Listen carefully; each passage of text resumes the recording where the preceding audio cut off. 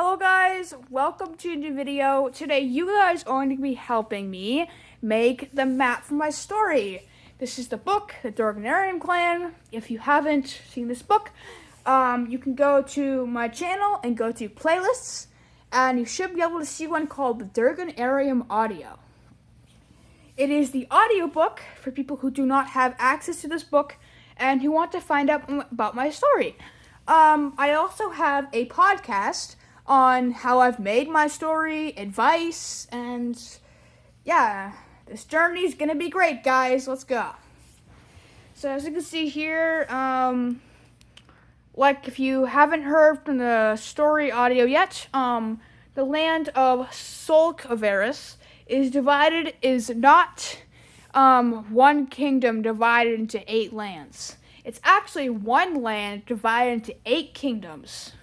The Fire Kingdom, the Darkness Kingdom, the Air Kingdom, the Snow Kingdom, the Water Kingdom, Dune Kingdom, Nature Kingdom, and Lightning Kingdom.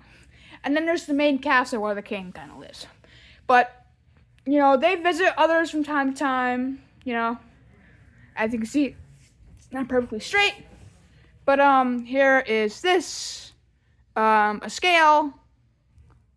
So if you can't really see it, get my finger here. Here is 50 miles. Right there. That is 50. That right there roughly is about 50 miles. That's crazy. I did some math about how many dragonkin can fit on the Darkness Kingdom. And I helped ChatGPT. But it said about 1.5 billion dragonkin, if they're all squished together on this land. Roughly 1.5 billion dragonkin can fit here. Roughly. Like, not stacked on top of each other, they're like laid out, So, we got the Sea of Forgotten Tears, and we got the Phantom Sea. We have north is this way. So, I already worked on the Nature Kingdom and the Dune Kingdom. I think it's time we work a little bit, maybe on the Water Kingdom. The Water Kingdom is basically underwater because they're water, but they do have an on-land version too. So let's draw a little bit of that. Let's see. Draw the houses, of course, because there is houses. Why not? Now, it says up here, since the map is small, not all details are shown. So, not every single detail, like the houses are just going to be squares, the trees are just going to be triangles. But I will be releasing, well, not releasing, but making one big poster of the Solkavaris map that I will post soon.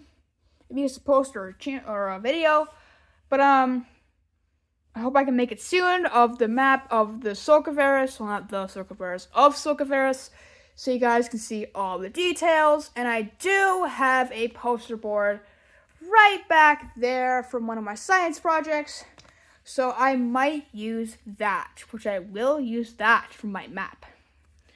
Okay, so we added the houses for the Water Kingdom here, if you can see that. Let's see if we can zoom in a little bit here. There we go.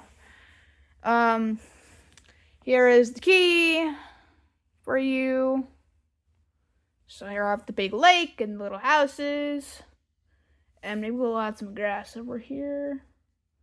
You gotta add that grass in there. You gotta add all those tiny little details, huh? If you're making a map for your story, that is amazing. I am happy for you. Maps for stories can be tricky. I mean, this seems pretty easy, but no. Because you're making it small, then yeah, it's fine. Like, this is not to scale. I just said 50 miles, that's it, But, yeah, making maps for stories is kind of hard. Because, you got, basically, it's not just the map. How can I explain it? Dude.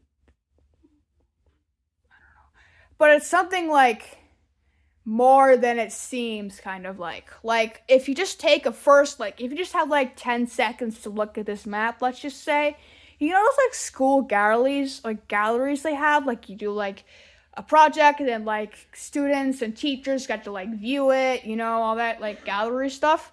Imagine it's kind of like that, you know? You just look at it for a minute, and you're like, oh, that's cool, and move on to the next one. If you're someone who, like, really likes to analyze maps, there is always lore behind the maps. Like, let's say, I don't know. I don't know what to say, but it's like something that seems more than it looks. You know? Like, I don't know. But, you know, like, all this, like, there has to be a lot of lore to put this together.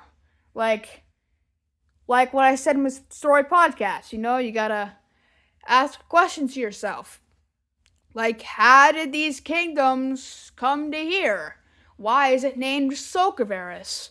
Why is that sea named the Sea of Tears? You know, what are these? Why is there 8 different temples? And I have a lot of lore put into my map here. And so then you gotta get all your lore, smush it, and combine it all together and make a map.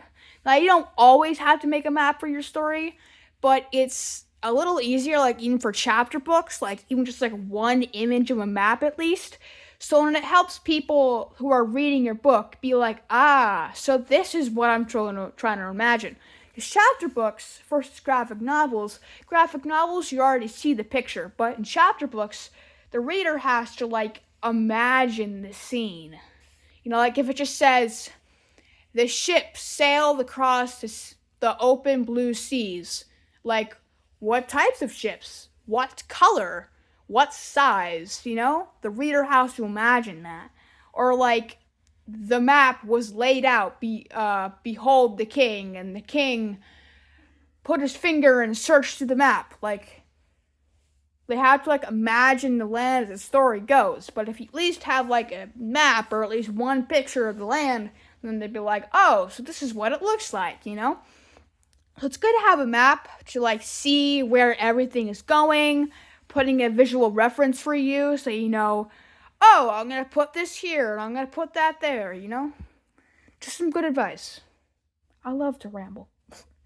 Oh, so here's a fun fact. Did you know that 50 miles is 264,000 feet and 50 miles is 3,168,000 inches. That is a lot of inches. I'm telling you. Because, like, an inch is about that much right there. That much is about an inch. Maybe, like here.